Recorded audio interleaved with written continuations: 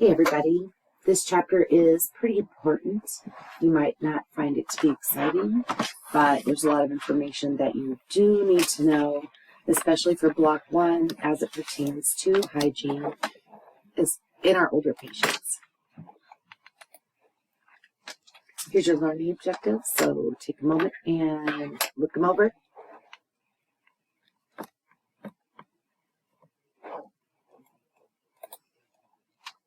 And here are some different factors that affect a person's personal hygiene.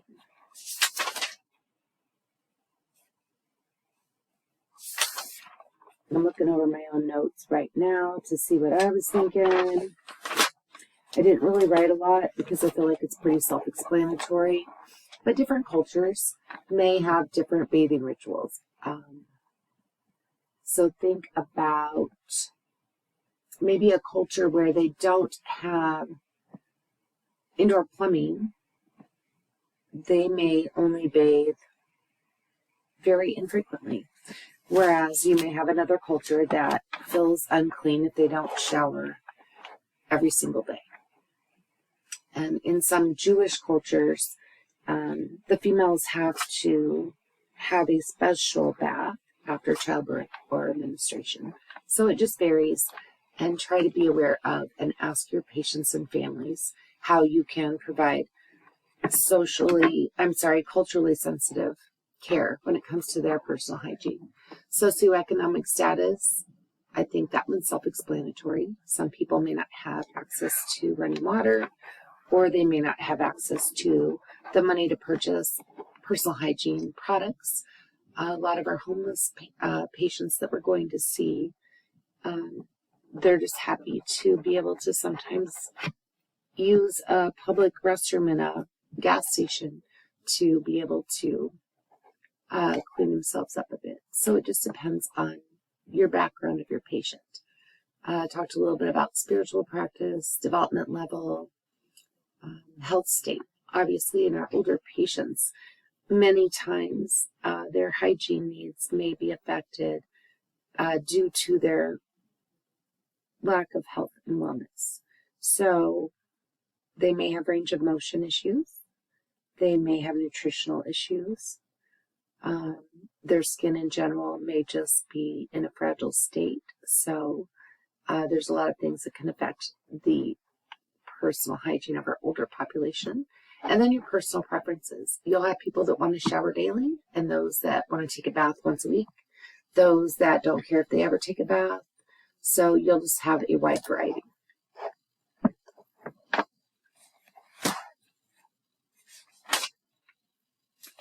So this is referring to eyes, ears, nose, mouth.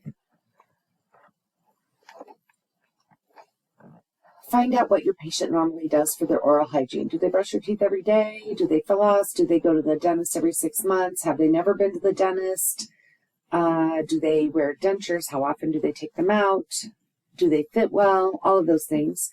Then some risk factors for your patients. Are they sick? Are they in a coma? Are they intubated? Are they mouth breathers?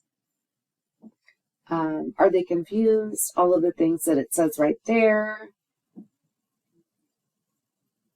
So all of those things are risk factors for having problems with the mouth and teeth. Then identify visual or hearing prosthetics. So do they wear glasses or hearing aids? And then make sure if they do that you are constantly knowing where those are, that you have documented that they have them, and that you're taking appropriate care of them, like wiping them off with a soft cloth, always putting lenses of glasses face up, clean them over a towel so that if you accidentally drop them, they don't fall and get scratched, that kind of thing. And then ask them if they have a history of eye, ear, or nose problems. Here's some different interview questions. And this is specific to assessing their hygiene practices. Also, we want to make sure that we document what their practices are and what their wishes are so that we can work on identifying problems with their hygiene practices where we can help close those gaps. or how we can assist them to make sure that we're meeting what their expectations are. And then your skin assessment. This slide shows the guidelines that we use when we assess skin. We have taught you this in physical assessment instruction, so just take a minute and review it. There are conditions that can also affect your patient's skin condition and integrity. These include lifestyle and behaviors, a change in health status or mobility, any recent illnesses, and diagnostic procedures they may have had performed. And sometimes therapeutic interventions might have side effects that will affect their skin. So your text reviews some common skin problems and their related treatments. Take a minute and review those, please. I took some notes myself on that. Let me see what I wrote down.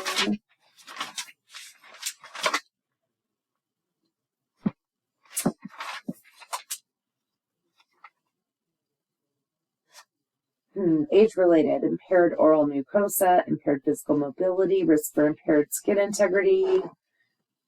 I don't think that has anything to do with that, really.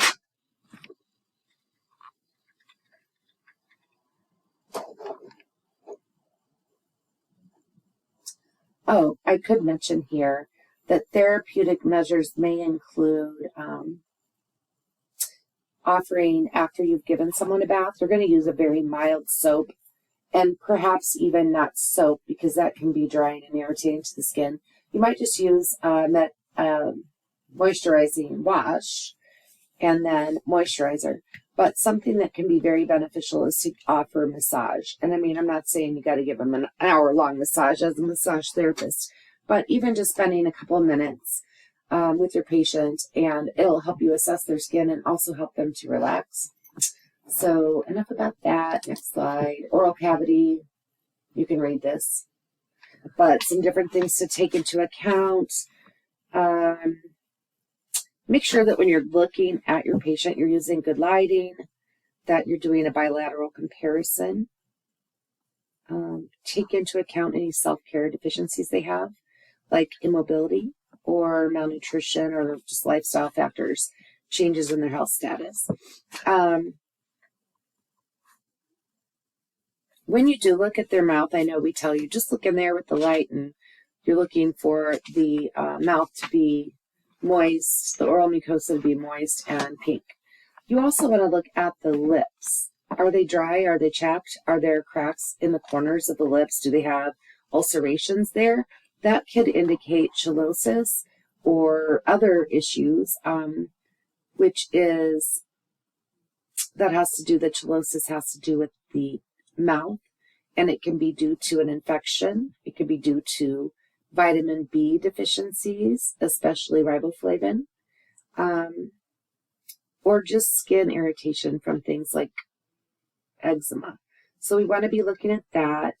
Dry oral mucosa. Are they taking an anticholinergic drug that's very drying? Are they dehydrated? Are they mouth breathers? Are they having issues with their salivary gland functions? All things to consider. The hard and soft palate, is it intact? What is the color of it? The oropharynx. This is in the back of the throat. So you're looking for, does the uvula have appropriate movement? If you ask them to say ah, does it stay midline but move? Or does it deviate to one side? Let's see. Or do they still have tonsils, and what do those look like? I feel like you got this. That's enough. Gingivitis and periodontitis, those are both dental issues that are going to lead to bone loss if it's not treated early, identified and treated early. So make sure your patients have adequate oral hygiene, and if they can do it themselves, teach them the importance of doing it and the importance of their semi-annual visits to the dentist. Halitosis, that's bad breath. How do we get that? Dry mouth, certain medications, not brushing effectively, having gingivitis or periodontal disease.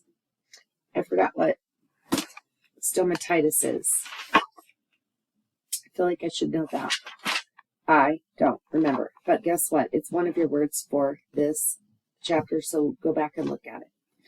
And there's all of the reasons why someone would be at risk, all of which makes sense. High sugar intake, duh. Poor nutrition.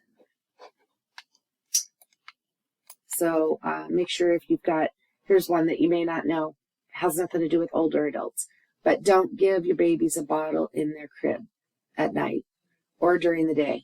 It can lead to ear infections as well as dental caries as their teeth come in because there's a ton of sugar in milk.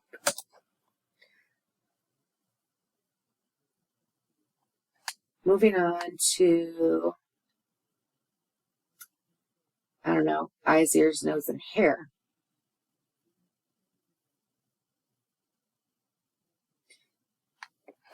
If your patients have visual aids or prosthetics or hearing aids, make sure they have them available to them.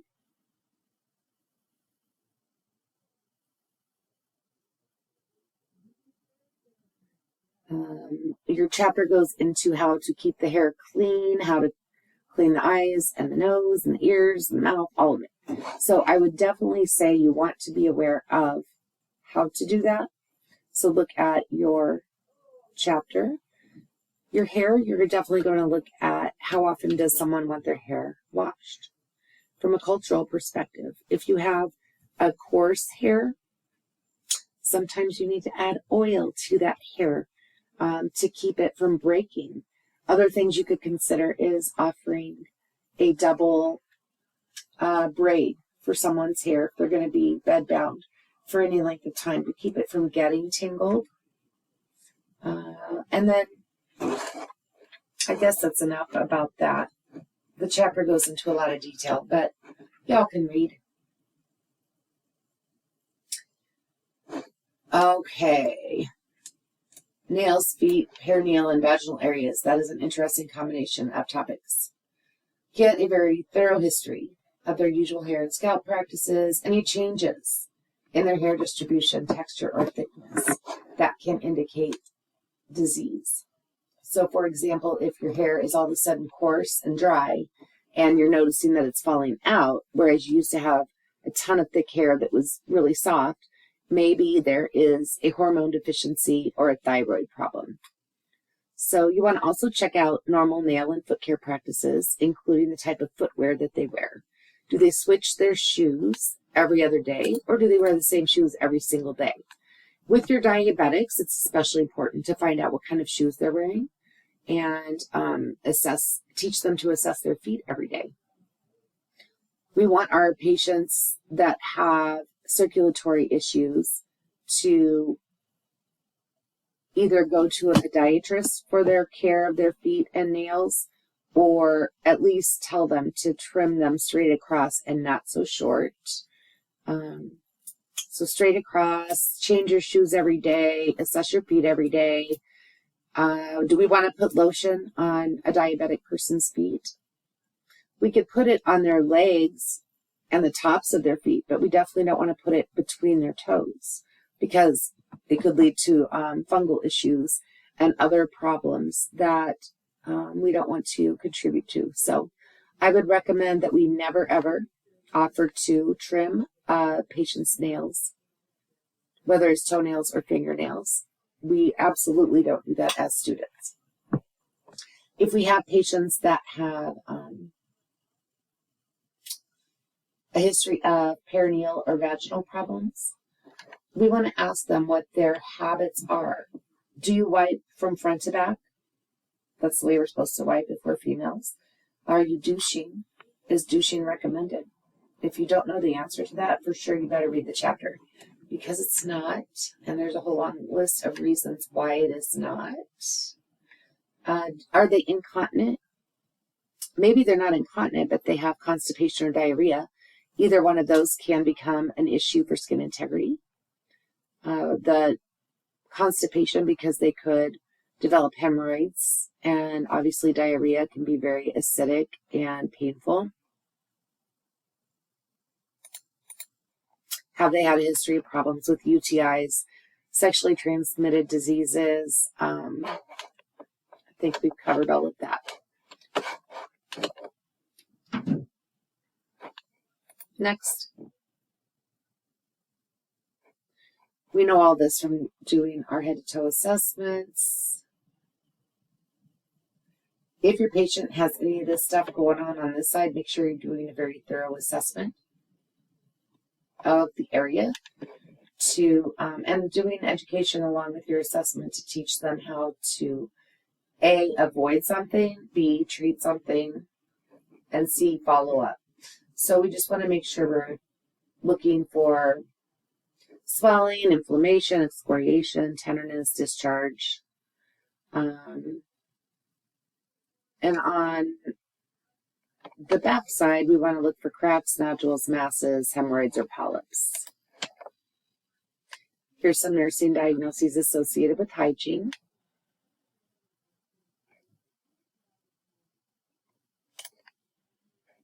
And then examples of early morning care we want to provide. We'll be doing a lot of this when we get to the clinical setting. Oral care is super important. There's some studies that actually show that using a chlorhexidine rinse helps to prevent ventilator-associated pneumonia in our patients that are on a vent. And we do oral care every 2 hours on those patients because their mouth is open. So it's going to be dry. We need to make sure that we're cleaning their teeth very thoroughly so that bacteria is not going down into their lungs and causing that pneumonia. All right, and then here's some more morning care.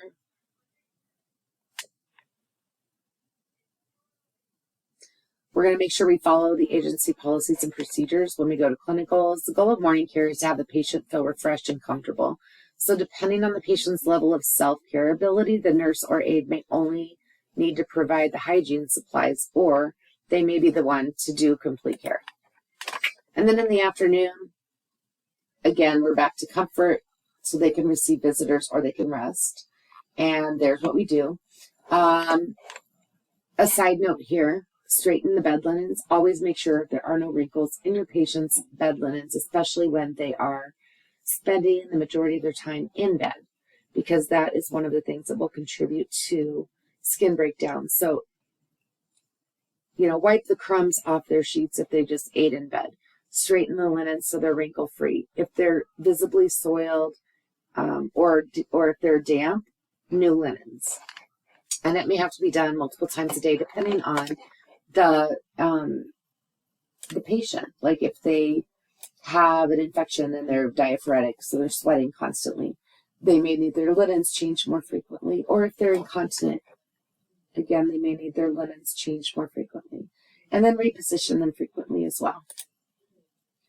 Before bed, this is our list of care. I would pause the video and just read through them and be familiar with the different things we can do. And if you think about it, all of the things that we're teaching in this hygiene chapter is making sure that we are offering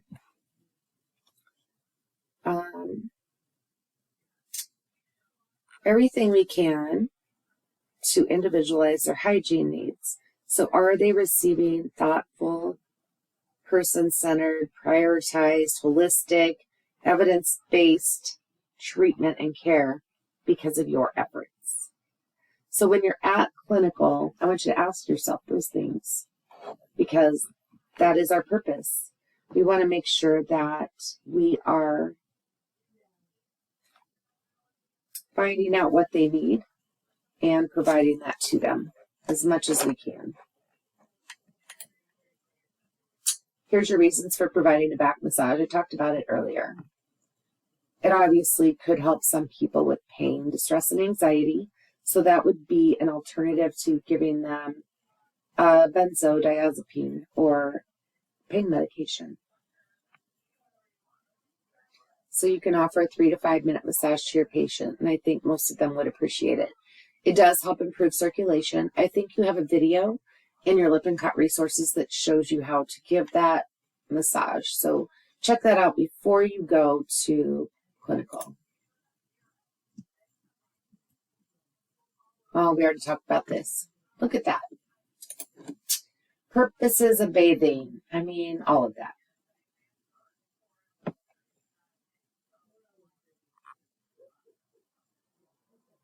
It also kind of helps us establish rapport and therapeutic communication. And before you delegate all the baths to a CNA when you become a nurse, think about the benefits that you get by doing the bath with your patient, especially when they are bedbound or they rarely get up. You can see every single square inch of their skin, and you can teach them and assess and get your head to toe done while you're helping them with their bath. So you're doing a lot of range of motion exercises when bathing your patient. It helps promote circulation, helps them relax. I think there might be a slide in here later that talks about special considerations for your patient with dementia. And if there's not, I think I wrote some stuff down. Showers versus tubs. Make sure you're safely assisting your patients and that you're providing for their privacy and dignity.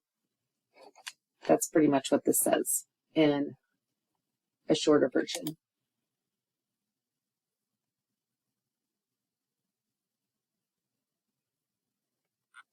If your patient can't get out of bed, this could be a chance. I mean, this could be what we offer them, a bed bath or a bad bath. So that little bag of wipes, chlorhexidine wipes, I mentioned those earlier. We use those when people have a central line, when they're going to surgery, or when they are intubated. Because use of those cloths, they're impregnated with chlorhexidine, and use of those cloths shows that it reduces the risk of hospital-acquired infections.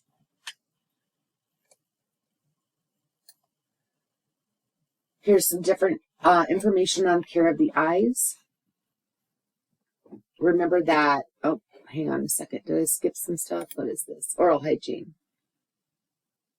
If you're going to use mouthwashes, they need to be alcohol-free, especially if your patient's mouth is dry. If you care for dentures, please do. Like, don't walk out and your patient's teeth are caked and you can't even see the lines in them.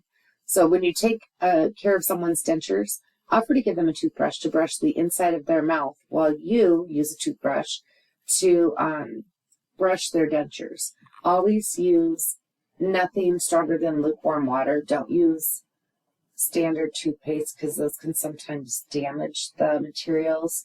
You could even use, I mean, we sometimes can just use soap on them. You just rinse them really well. But they also have tablets in most of those facilities, so you're welcome to go get those to soak them into. Good enough on that. This talks about how to clean the eyes, different special considerations that they have. So let's say your patient had a stroke or they're intubated and comatose. If they can't close their eyes, we definitely want to be taking special care of those eyes, because failure to keep the eye moist when it is not blinking is going to lead to corneal abrasion, which would not be a good thing. So we want to clean from the inner to the outer canthus. Use a warm, wet cloth. If their eye is all crusty, put a warm compress, not hot, on their eye for 3 to 5 minutes to soften it, and then clean inner to outer. You can also use cotton balls or compresses. I mentioned the compress for 3 to 5 if it's all goopy. You can use artificial tears, normal saline. That says if the blink reflex is absent. So that's your comatose or your patient has had a stroke, or otherwise their eye doesn't work appropriately. Sometimes we'll put an ointment that's medicated in their eye, and then we'll cover it with a patch as well. Taking care of eyeglasses, contacts, and artificial eyes. I believe that is in your book, so check it out. Ear and nose care. Never stick a Q-tip in the ears. Never stick a Q-tip up the nose. You can use a Q-tip to clean the outer parts of the ear, but never into the ear canal.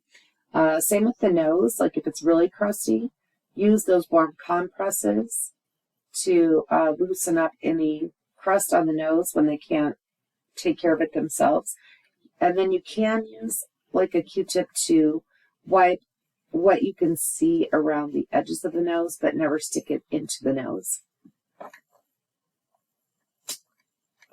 Ears, you're just going to use a warm cloth and then dry them gently. Hair care. Pediculosis, what is that? It's lice. You can have pediculosis on the body, in the hair, and in the pubic region. Very special. And actually, I know I read, I don't know, maybe last year sometime, that we're seeing more lice infestations in,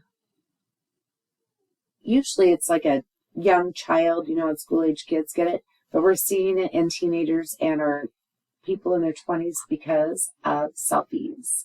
So you put your head next to someone who has lice, and now you have lice. So think about that when you're taking selfies. Good times. So we talked a little bit earlier about some different types of hair based on ethnicity. So find out how they care for their hair. Get what you can to assist them with any issues that they have with their hair or special products that they need to care for their hair. So you've got, you might have people with dandruff, hair loss, baldness, treat their lice, which lice treatments usually have to be treated at least twice, because you do one to get rid of the lice that are in their hair, and then you have to do it again when the eggs they laid in the hair hatch, also awesome times. And then ticks. Uh-oh, what happened to my computer? Stand by while I figure out what's going on. All right. I don't even know if we're recording anymore. Let's verify. It is.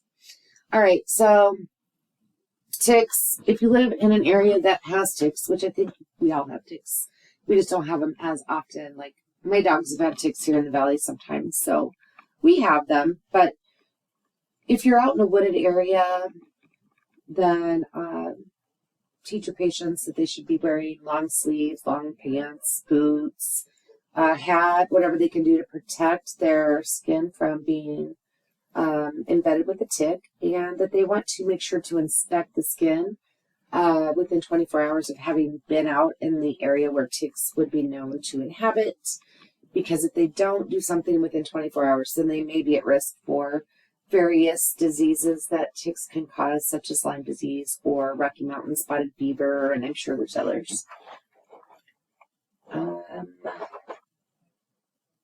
Assisting with unwanted hair removal. So I don't believe we're going to be doing any straight razor stuff with our patients in long-term care. However, you could probably assist with their electric razors. We definitely have to use electric razors for our patients on anticoagulant therapy, because why?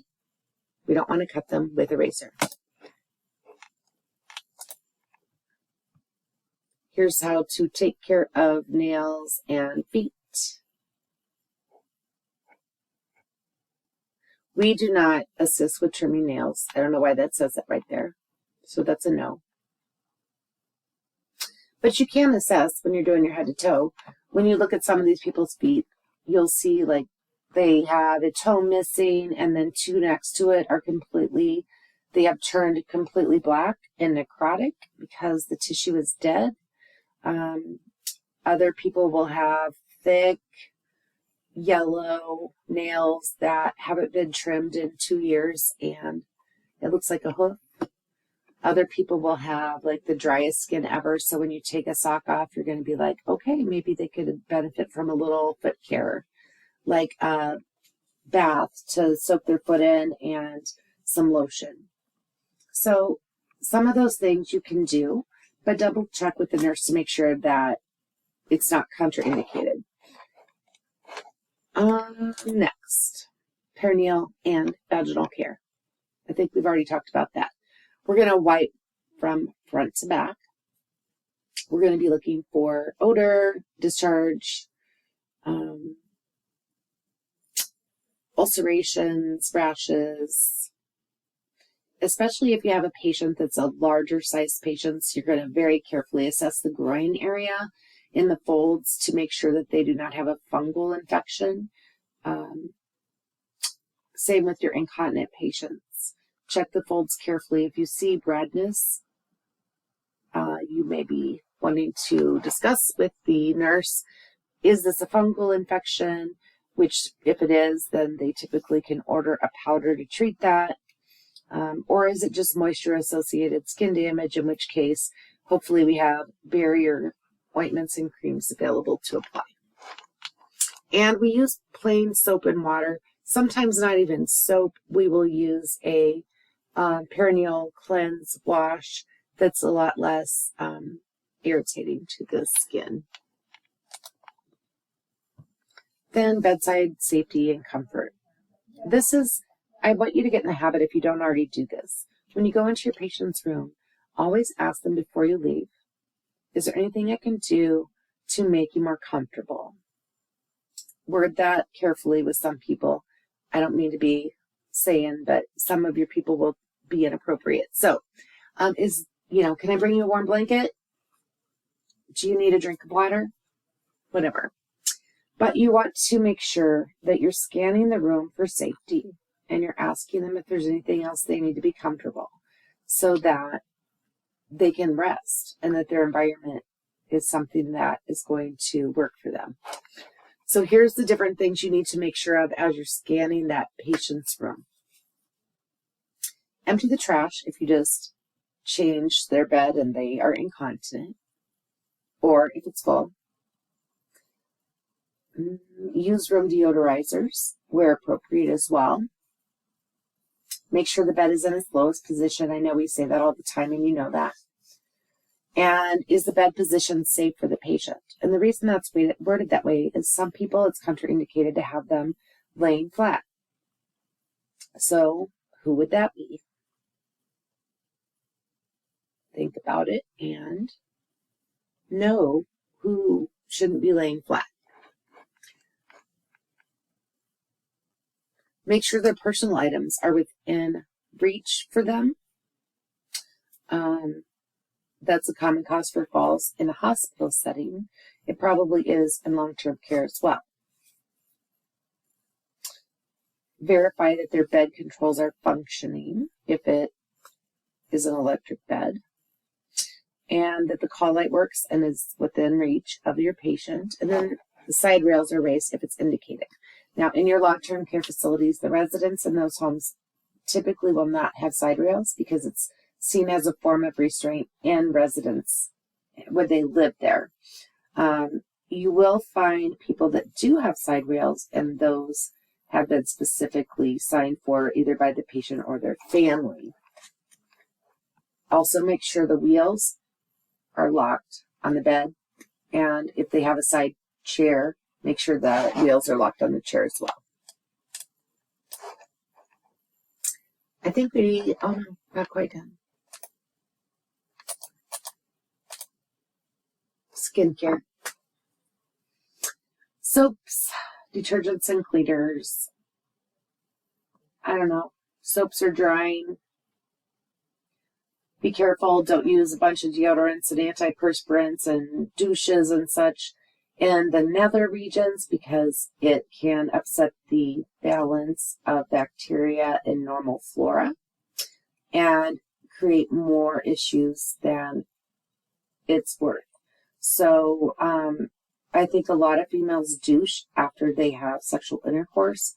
That can actually push bacteria further up into the vaginal area and lead to pelvic inflammatory disease, infertility, sexually transmitted diseases in general.